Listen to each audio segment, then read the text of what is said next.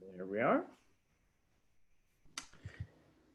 So as I said, I'm Keith Dussel, and I'm joined by my colleagues. A reminder that Mohr Career Services is here to support business students this summer.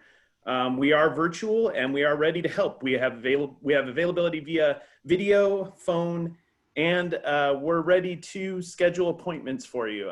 You can find us at business.uoregon.edu/career. If you're a non-business student, there are terrific resources available for you at the University Career Center as well. From a housekeeping standpoint, if you have technical issues or questions during the presentation today, please feel free to post in chat. The same is true if you have questions for the speaker. We will be monitoring chat, and it'll give us a chance to assist you if you have any questions or get your question answered. So without further ado, I'm joined today from Las Vegas, Nevada, with the University of Oregon Lundquist alum, Collin Wiseman. He's manager of food and beverage development and openings for the MGM Resorts International. We're excited to hear about his perspective and some thoughts on the industry. Colin will be introducing himself, and then we will go ahead and dive into Q&A. So with that, I hand it off to Colin. Awesome. Go ahead and share my screen really quick here. That come through? Awesome. All right, well, good morning, afternoon, everyone. Like Keith said, my name is Collin Wiseman, alumni from 2012. Just to give a little overview of myself, I'm originally from Oregon, Beaverton, Oregon. Went to Beaverton High School. My parents are both Ducks, so I'm a second generation Duck.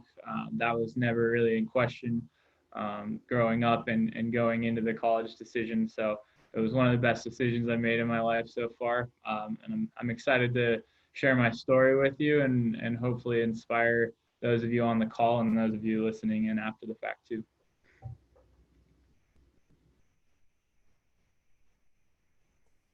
All right. So we're going to go ahead and dive into some questions. I'm going to pull those up as we speak.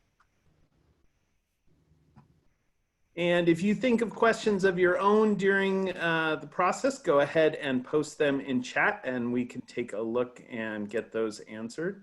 The first question that I have for you, Colin, is, tell us a little bit about your career journey. How did you get to where you are today? Yeah, so I think I'd start in college. For me, that was now, I graduated about 4 years ago now. But going into school, I didn't really know what I wanted to do. I settled pretty quickly on majoring in business administration, and then realized very quickly after that I was on pace to graduate in 3 years and was having too much fun and enjoying myself and didn't want to leave in 3 years. So I actually tacked on another major as a result of that. I studied economics as well. So I got some good perspective. I think the economics degree really helped in the way, if anything, in the way you think about cause and effect. So you always are able to sort of go beyond just your first assumption into like, okay, why else might this be happening? And that was a really good soft skill to learn. Obviously, there's a lot of statistics and stuff involved in economics. I can't say I use a ton of that today, but the way that you think using that major really has driven a lot of the rest of my career. From my junior year through my senior year, I actually joined on as a student ambassador. So I was, I don't know if they're still wearing them, I'm hoping so, but the yellow coats and the bright green polos, I was walking around giving tours and representing the U of O at off-campus events as well. That was really impactful for me. I met a lot of really good people there and was able to develop some other soft skills too. So public speaking, that was first and foremost at the top of that. But it was kind of a sales job too, because you're telling people how great the U of O is and trying to appeal to the little that you know about them. They're coming from all over the country and the world. So I did that for a couple of years. I had a handful of internships as well. But then my senior year rolled around, and going into this, I didn't have a real idea where life was going to take me. I think it turned very quickly. Um, I was motivated by a few things. So not being sure was one of them. That stress that hangs over everyone's heads, really not knowing what's next, what I should be doing. So I started thinking, right, like, my I didn't really want to move back home. I was looking for something new, something different, maybe to try out, for a year or so, just to experience something different again after college. So I set my eyes on Las Vegas. I had some connections here. My girlfriend is from here, and I had some family out here. So it seemed like a pretty easy choice to me. Um, Sort of started looking around at what would be enjoyable, really, and landed on. I noticed that the gaming companies, the hospitality companies in Vegas, all had these year-long internships. So I was like, oh, perfect. There's no way I'm going to get this, but I'll throw my name into the hat and see what happens. And pretty quickly, I actually heard back on an initial interview. And so it was a phone interview. Had another one where they sort of steered me to this group called, or it was just food and beverage, as far as I knew. So restaurants, bars, and I really just took the angle of I wanted to use the knowledge that I built in my economics major and in some of my data classes to be an analyst, and that was the angle that I took. And had my 30-minute second round interview and was like, still, there's no way in heck that I'm going to get this. And sure enough, got another call.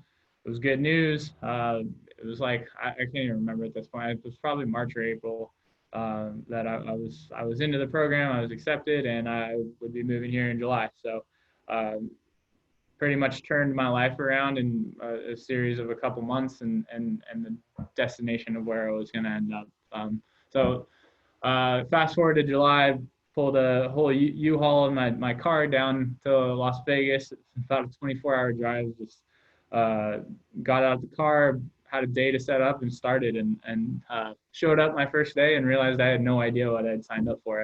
I had a completely different impression of what the program was, and it was kind of a stumble of faith, though, and luck. I started it, and really what the internship is, it's a year program that you are placed in a functional specific area. You're kind of attached to that area, but then on the side you're also learning about the rest of the company. So the 1 month you're focusing in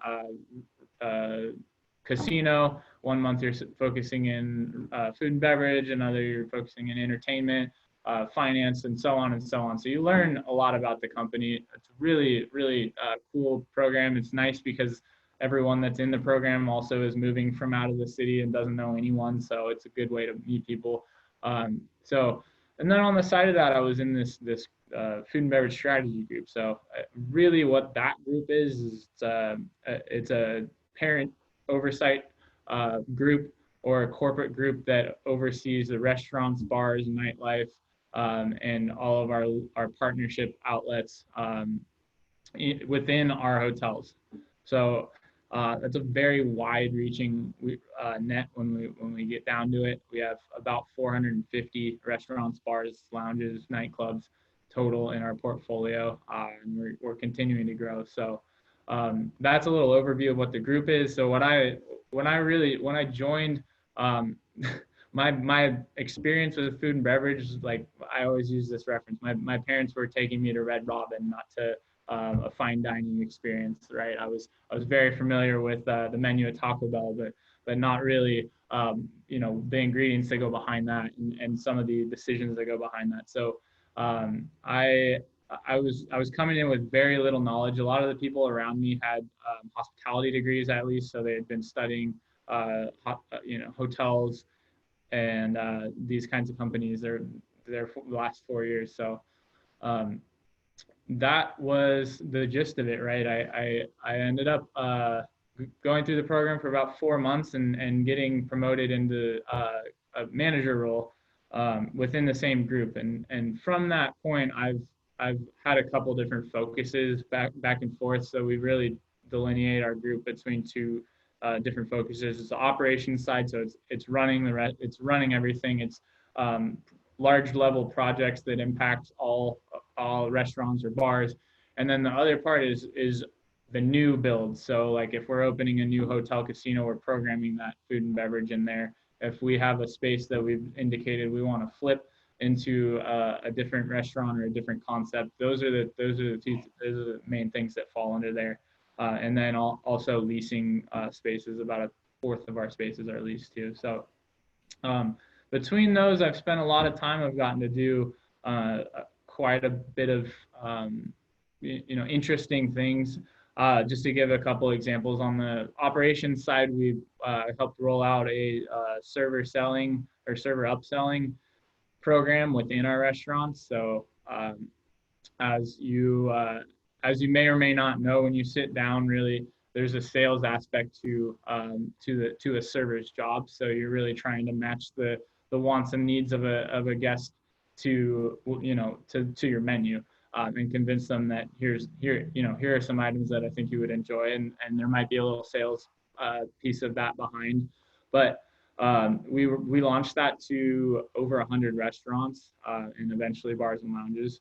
Another thing was we flipped our table management system. So a lot of people are probably familiar with OpenTable and the system behind that. We actually rolled out a new platform that was new at the time, and we were the first to market. We rolled it out, and the rest of the city has joined on. But that is currently driving most of our companies. That platform is now currently driving most of our companies' digital guest touch points, not even just in food and beverage anymore. So that was a cool one to work on. And then some examples of development. Really the pre-development work, as we would call it. So that's the concept design. That's saying we want to open a Mexican restaurant. What does that look like? What is the branding of that? How does that restaurant function? What's the menu? What are the uniforms and the utensils that people are using? So that's through and through all the way, and then training people. And then the last thing I'd touch on is actually opening the restaurant itself, which is a whole nother beast. It's, it could be anywhere from a week to a month in advance of just grinding and training staff and making sure all the orders have come in and everything's set up and ready, and we've gone through a couple test runs and then opening to the public, right? So there's a lot of work that goes into that. So I've gotten to participate in just about 20 or so of those in the last 4 years. But there's an enormous, that's a great summary. There's an enormous scale in a way to a lot of the things. I mean, I know that the MGM company has, nearly 83,000 employees from what I had seen online. And that, I mean, there's different resorts and casinos and properties in like 30 different countries. I mean, there's a lot going on. What did you find as a sort of somebody coming into that environment?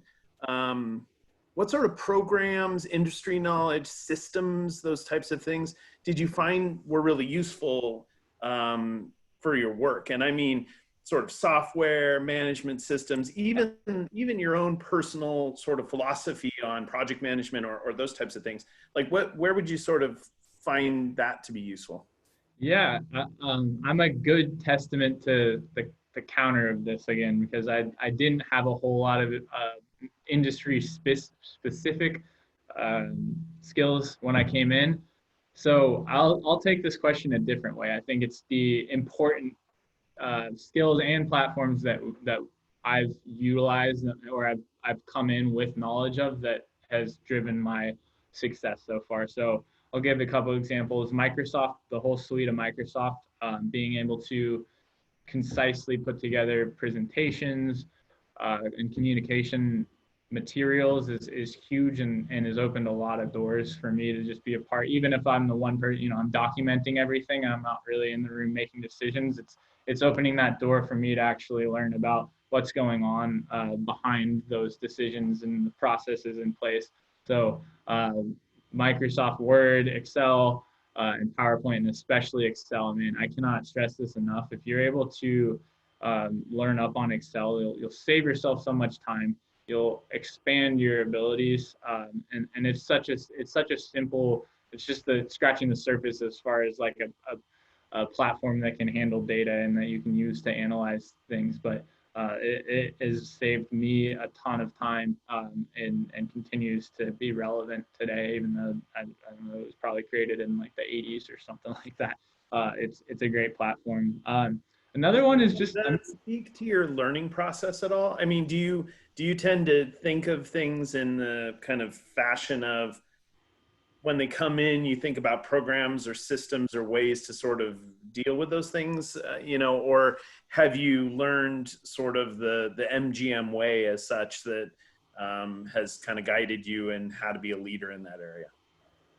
um, I think it's really the baseline knowledge will help you of those platforms. Because like I'll give an example of if I didn't know how to use a PowerPoint presentation or build a PowerPoint presentation, and I was asked to give put together an information packet for someone. I'm now limited to what else I know, like Word. Okay, I'll throw it into Word. It may not be as easy to format. So it can be very limiting to not know, to not expand your ability to work on any platform on a computer, really, because there's a platform that you may be familiar with, and then you'll get a question and you're going to go back to that familiar platform, but at the end of the day you would be doing something twice as fast or 10 times as fast if you had the additional skills or the additional knowledge in place. And I see it for people that are 20, 30, and even more years plus in their careers, that they've been doing things ways that are inefficient because their platform knowledge or their technical knowledge is just so limited. So Sure. it's important. So on a, as people are, so we're obviously in an economic downturn at the moment. There's a lot going on in the hiring world, in the world of business, and a lot of people are, businesses are pivoting right now. What do you sort of think? You mentioned the need for people to come with those types of skills and to be ready to be strong in those skills. What do you think students should be looking at right now to make themselves the most marketable and prepared to get into business? Yeah. So the I guess again, it's back to the soft skills, right? It's really about how you develop your relationships, the kinds of impressions that you can make, and where you decide to look at the end of the day. So for me, as I mentioned, public speaking is one of those things that if you can knock that uh, that wall down inside of yourself, the one that says I'm scared to, I'm hesitant to go and speak in front of people. That's huge, because that trickles all everywhere, really. If you're nervous of speaking in front of people, that goes to one-on-one conversations with executives or higher ups. It goes to when you're asked to do a presentation, you're kind of doing this as opposed to really like thinking about all of the different things that you could do, how you could treat a presentation. So being able to speak in front of people, and it's really about forcing yourself into those, right? Some people are love being in front of people, and some people like myself really had to work on it. And that's one of the good things of that ambassador program job, is I was forced to be in front of, I'd show up and the tour group would either be 2 people or it'd be 200 people, and I was going. Did you do Toastmasters, or did you do presentations in class that were useful for you? Like, Yeah. how would you recommend a student gets comfortable, kind of being out there and putting themselves out that way? I did. I had classroom presentations. The ones that really broke down the walls for me, I was actually asked to be a part of a couple roasts, and I don't think I'm a funny person, so that was a tough one to really like get over that mental hurdle, and took a lot of preparation. But once it was done, I was like, wow, I could do this, right? I'm comfortable now. That was one of the hardest things you probably ever have to go through, is really trying to like roast people and doing it in an appropriate way, but also in a way that pushes the envelope a little bit. So that was hands down my wall breaker, but that it can really be anything, right? It can be stepping outside of the normal routine of a presentation, where it's note cards and you're reading off of them, or you're in a classroom structured setting. It really actually probably the Toastmasters idea would be great. Just to don't give a standard speech. Think about something that's going to challenge you a little bit, because I know that's the purpose of that is. And then the other thing that I'll mention too is this a skill that I learned actually in a class at U of O that has been monumental, and it really took a lot. It was a realization. So it was BA 453, I think. It was our capstone business administration class, and we had a professor that was known to be tough, and so I went into that knowing that like I would do work and get a grade that I wasn't happy with, and unless I busted my butt, and so we at the end of the day we had as most group projects go, we had some A players and some non-A players. I'll just put it that way. But I had one other person with me that was actually really crucial in driving this. We probably spent, in Google Docs or whatever, we probably spent 40 to 50 hours writing this business case, and really multiple times going up and down from the top to the bottom, being so thorough. And the one thing he really focused us in on is how to be concise in the message, and how to, and this was really in writing. I know I'm still working on that with my public speaking, but how to concisely and efficiently give a message. And so we spent hours just going back up and down the page. And eventually we turned it in, and he came up to us at the end of the class and said, this is hands down the best paper I've ever received in however many years you've been doing it in this class. And that to me was just like, that was eye-opening. It was like, okay, this is the kind of effort that I need to give, and the kind of thoroughness that I need to give when I am when I'm doing anything, right? And I used that same methodology when I prepared for my interview here. When I got into the job in my first 3 or 4 months, I used that same methodology, and that was enough to say, okay, he knows what he knows what he's, or he may not know exactly what he's doing, but he's there to, he's thorough, he does a good job, he double checks his work, and that's just, that's not industry specific at all. That will apply to any job. And so I'd really, really push you all in your own minds to think about how that applies to what you're currently working on right now. Preparation is such a key, I think, for a lot of these things, and spending the time to sort of get it right. In a bit of a pivot, none of these things, as you say, happen on your own. You worked with your classmates, you worked with, a lot of people to get these things done. And you probably on a daily basis work with coworkers to execute these projects. What's your experience with networking? Like, I'd imagine that it's different being a college student and networking to try to find work, but then once you're in work, networking with your colleagues and the such. So can you speak a little bit to sort of what your techniques are for making sure you have good communication with your sort of colleagues and people who you work with? Right. Yeah, and I'll go ahead and sort of try and expand this into more of a lot of people think of networking to find jobs, right? So I'm gonna expand this more in the larger scale of landing a job, right? Or where to look for jobs. And so I actually found you know what? Let me hold on one second. All right, I just wanted to I wanted to put this image up on the screen to kind of highlight the next point that I'm going to make.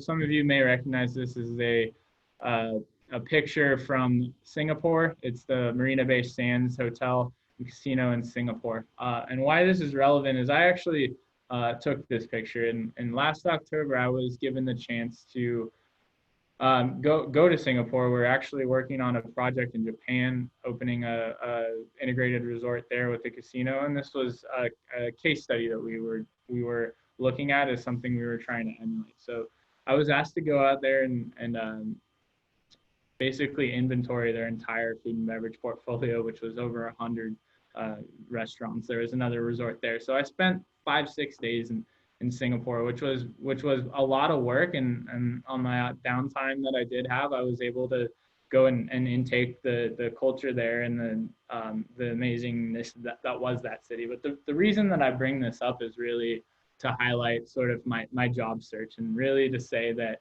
this would have never happened had I not gotten to this next point. So when I was going through my job search, it was really thinking in terms of, okay, what, where do I look for jobs? Like, all right, so I know that LinkedIn, people are talking a lot about LinkedIn. I know that there's job fairs, and I also know that there's a lot of companies. I'm from Beaverton. There's a lot of companies around that are big that I could go work for. So that was what I was thinking of at the time, right? And that was still really stressful, right? It was a very normal thing to do. It's what most people, if not all people, do, is like just trying to look for available things, right? And until I made the decision to look outside of where I currently knew, I would have never gotten to this point until I decided that Las Vegas is an option for me. There's no way in a million years I would have thought, oh, let me go work for a casino, right? Like that doesn't cross your minds when you grow up in Beaverton, Oregon. So it took me kind of stepping out of the box and thinking, okay, well, what's interesting to me? Well, Las Vegas is cool. I've been there a couple of times. It was fun. But then casinos, like I'm interested in this topic. Like I didn't even know that I would land in the restaurant world, but I was just interested. It seemed like a cool company. And to this day, that still drives my motivation for being here, right? So I took the normal job search process of, where do I look? Okay, what's most accessible to, let me just take a step back and think about what interests me and what would just be aspirational. It doesn't even need to be, it doesn't need to be, I'm interested in, I like basketball, so I'm gonna look for companies that have to do with basketball. It can be, but it's really like, what do I have fun doing, right? For me, it was, I thought Las Vegas was a cool city. So that method of thinking is so important, because I see people all the time just looking at LinkedIn, looking at or going to the job fairs, and that's great stuff to do, but you have to take that step back and really just ask yourself. And the next point that I'd make is there's this thing called the boomerang generation, and we're in it. All right. So what this really means is there are currently 1 out of every 2 college graduates intending on moving back in with their parents after they graduate. The only reason I bring this up is that is just an indicator, and there's nothing wrong with it, but that's an indicator of people that are so attached to what they know that half of us are going back to what we know probably before we consider what else is out there. And don't just think this is tied to moving back to home with your parents. It could be something as simple as your brother and your whole family has been an accountant. And so that's my assumption, is that I'm going to go be an accountant for the same company or in the same field, right? So that 50% is just indicative of people that are intending to move back in with their parents, not even about just moving back to their hometown and living in an apartment. The interesting thing here also is that it was done in 2019, so this is not pandemic skewed at all. This is just a normal thing. You leave the house, you come back, right? And that was obviously very prevalent back in the day when people used to go and get specialized skills to continue on the family business. This goes beyond that, trust me. So again, just an indicator, just an example of how we really find ourselves gravitating back towards what we know. And I want to take that idea and say that's maybe what's limiting some of your job search. I know that there's the economy may not be as good as it was 6 months ago, but uh, there's so much more out there once you take this step to to change the way you think. Um, so So on that point, just a really quick, there's a question that came into the chat. Um, so you wanted to think differently. You wanted to do something new and different in your life. What drew you specifically to that internship and to MGM as a company, other than location of Las Vegas? Because one of the things that seems to be a core value at MGM is the idea of, I looked on the website and it said that they believe in hiring people with big ideas. So what was your big idea that you wanted to bring to MGM and sort of make a difference, and, something other than just being drawn to Vegas or being drawn to, the industry? What was your big idea? And also, was the MGM internship paid? yeah, so the thing that actually drove me towards the internship was I was like, all right, I'm doing this new city thing. I'm gonna test it. I want to test it out. And then I found something that was 1 year long. I was like, this is perfect, right? Not a very big idea, but that's honestly what drove me to it. But really, it was honestly the experience that I had and this actually first time I remember going to Vegas was like I was like 14, maybe 15, 16. It was actually before the Ducks played in the national championship against Auburn in 2010. So I could do the math, but that I opened my eyes. I was like, wow, this is really cool. Like, there's so much going on. There's so much detail involved in this experience, and it's not a normal experience. That's why there's millions of people that flock to Las Vegas every year. It's just not normal. It's something completely different. There's casinos everywhere now. Gaming is at your fingertips. You guys could walk into Webfoot right now and go play the slot machines. Like, it's not about gaming. It's about the experience that's behind it, and that's what this company does so well. And right when I got here, they really shifted their focus from being a gaming company to being an entertainment company. So that was when, I mean, we've launched a ad campaign, and it's really about it. The title of it is "Welcome to the Show." Welcome to the show. The Las Vegas is a show, right? It's no longer people coming in and putting pennies into the slot machine and pressing a button for 8 hours a day. That is the Vegas of the past. The Vegas of the future is the big, glitzy, glamoury, wow moments all over the place. So for me, that's what enticed me to look into that. I want to read you a quote from MGM, and I want to know what your reaction to it is, because it absolutely sort of dovetails off what you just said. There was a quote that came out that said, from MGM, "Entertainment is a fundamental human need." Can you speak to that? What does that mean to you, and how do you internalize that for your job? It is, if you're not enjoying yourself, you notice it. Like, you know it, and if you don't, it affects you, right? So that can be in your job. For me, I enjoy the topic, so no matter what happens in my daily routine, I can come back, I can go to sleep and wake up and be excited about the topic, and work on my career in the meantime. So that's how it kind of applies to your career. But literally, just think about your experiences, right? You don't. No one wants to be bored. When you're bored, you're not yourself. You're not enjoying yourself, right? Life's pretty short. So yeah, it is absolutely a fundamental need, right? Otherwise, we'd all just sit around and conserve energy, because that's what our physiological instincts tell us, right? But that push to stay up a couple extra hours, or to fight through that tiredness, that's really what it is.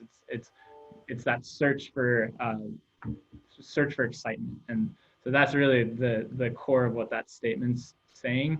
But that's also why this company is successful, and why Las Vegas is successful, is because it's not about gambling, right? A lot of people end up gambling when they come here, and a lot don't. But it goes beyond that to, like, this is just a great experience, and that spans every generation, every age. And that's why Vegas is so successful. And I realized I didn't answer this, but yes, the internship is paid. It's, you know, it's an important element. Like not every internship is, but there's an important element to it if, you know, if it economically needed, if it's, you know, so I think that's good for folks to know. So you know, I'm curious, like you mentioned the idea of boomerang generation, and you mentioned the idea of people kind of going back to the things that they know and sort of going to the familiar. Um, what does the future hold for you? I mean, if you don't want to sort of stay in a space that feels stagnant or, you know, familiar, do you feel like MGM offers you the opportunity to you know, do new things and try new things? Can you ask for new challenges? You know, what does that look like for you to stay away from the status quo? Yeah, I mean, I'm absolutely hooked on this industry, more specifically the food and beverage industry. I'm glad that I kind of got placed in this area because for me, at this point, I would be passionate about doing this on, you know, outside of the casino space, outside of Las Vegas, even potentially, is like, how do I create those entertaining that entertainment out of a restaurant or a bar, and how do I do that better than what's currently being done? So for me, that's my mindset is, okay, I'm gonna open my own spot or spots one day, um, with this knowledge that I've gotten. So the uh, the next step for me would be continuing to build on that. So I've done this from a corporate level. I really have gotten a lot of experience within restaurants and bars, and I've had some hands-on, but I haven't really owned it yet. So from my perspective, it's really about diving more into the operational side of things inside of a, you know, an outlet or a venue. So whether that's a bar or a restaurant, and really um, learning how to drive the business from that standpoint, I think is going to be important. So that again is kind of stepping outside of this. Like I grew up and I went to school, and I was planning on wearing a suit, and really being, you know, being on the computer in meetings. And I think that's a little step outside of what I've been so used to doing, because now it's, instead of the well, Vegas is 24 hours, you know, instead of the typical corporate schedule, now it's, okay, I'm working Tuesday to Saturday and night times, and that's a whole step outside of most people's uh, most people's normal. So again, that's sort of pushing myself outside of my comfort zone, but I know that that's the knowledge that's going to make me more successful when I do it myself. And then hopefully I can bring some of this back home, some of this knowledge. Eventually, I want to you know, open my own spot in Portland, maybe in Vegas, and hopefully grow from there. So That's awesome. So you know, we're coming towards the end of our time for questions and answers. Maybe I'll give you a moment to just sort of summarize any last thoughts to share with the students who've joined us, and, you know, the students who will be joining us by viewing this at a later date. I'd love to hear what your sort of closing thoughts are. yeah, so um, I also realized I kind of breezed over the whole networking topic, but I'll kind of tie this in, right? So I've mentioned this, like stepping outside of your bubble or your box is huge, right? That pertains to networking too, really. Um, Most people look at networking as a, you know, hi, how are you? Nice to meet you. What do you do? And then how do you get me a job at the end of the day, right? I want to flip that a little bit by saying, don't go into networking like that, right? Go into networking genuinely interested in the person across from you. Think about who you know or who you interact with on a daily basis right now, and start from there, right? That's where people's really valuable network is. It's not, you know, they went to a networking event or they met as many people as they could, but it's the people that that you've remained relevant to. So the way I'll say this in your job right now, in your classroom with your friends, is really think about that relationship first. Is how can I do something for them? How can I help them? Right. So um, I'll give you an example. You're an office admin, or you're a front desk admin, right? Anyone comes up and asks you a question, right? Don't point them in the direction, right? Try and own that, find them the answer, because then you're going to maintain, and you may never meet them again, but it could be a coworker. You're going to maintain that. That's someone that will do that is valuable, right? They bring value. So two part, right? Be genuinely interested in what they do, what drives them. If you feel like you're going around just shaking hands and meeting people, that is always communicated to the other side, right? If you're not genuinely invested in it, networking kind of sucks, right? But if you think about the people around you and how you can build this reputation for yourself, that you are someone that values them and can bring value to them, or make their lives a little bit easier, that will pay dividends down the line 5 years from now, 3 years from now. I'm fortunate enough to be in Las Vegas, where people are constantly coming and going, so I get to see a lot of people, and there's rarely a time that people come through that I've known or have had connections with in the past don't reach out to me, and that's because of the reputation that I've established. But I've made it clear, if you come to Vegas, let me know. I want to give you recommendations on restaurants to go to, and that's where I kind of force people into this, like, say hi to me when you come through, because I want to be able to take care of you, be hospitable. So that's that kind of hopefully gives you an idea of a way to step outside of the bubble with networking. But I want to shift our focus to this little chart that I put together with my fancy PowerPoint skills. So we've probably all seen this, right? As a risk reward relationship of sorts. So as you step more further out and risk more, typically this is talked about in the financial sense, but the more risk that you put into it, the more uncertainty that you're going into something with, the higher the reward can be. If you're staying close to the vest, if you're keeping things inside of your bubble, you can sort of stretch that bubble, but the exponential amount of reward doesn't start to happen until you step outside of that bubble, right? So you can think about it as a new city, or a new relationship, or a new career, right? But the second you get outside of that bubble, those four little phrases across the top really start to have a huge impact, and is really what drives that reward. It's the new experiences that you get that you didn't have before, brings you new perspectives.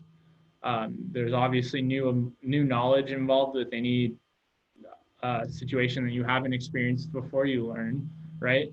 And ultimately new connections, right? I'll just talk about, again, back to me coming to Vegas, is now I have a whole new world of connections, and really I was never out there networking. It was really just the people that I've worked with, the people that I've surrounded myself with, and that goes back to college as well.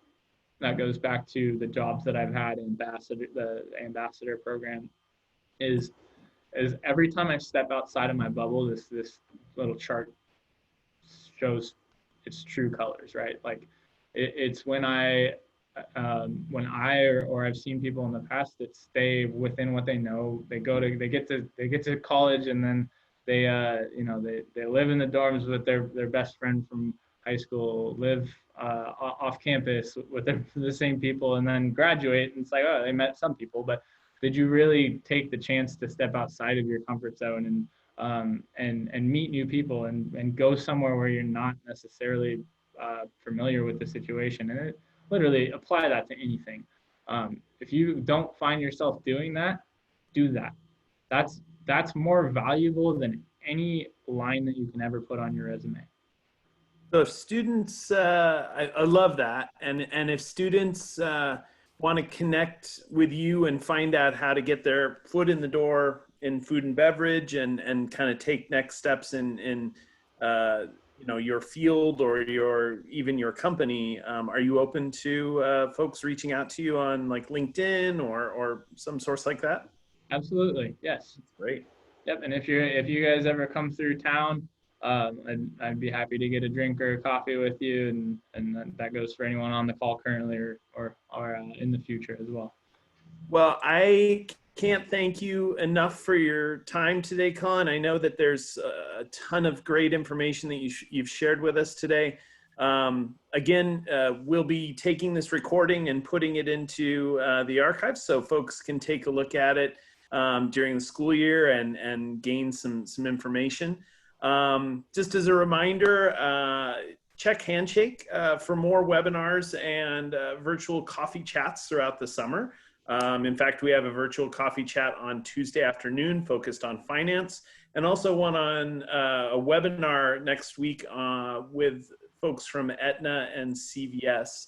Always, Handshake is a great resource for building your career search, so make sure you check in Handshake for great events throughout the summer. But again, I want to close by thanking you, Colin, for your time and your expertise and information about your journey. And I know that some of the students will be reaching out to you to take next steps and build their network and talk about how to take that next pivot in life. So thanks for leading us through that conversation. And I hope that everyone has a terrific day today. And thank you for joining us. Thank you.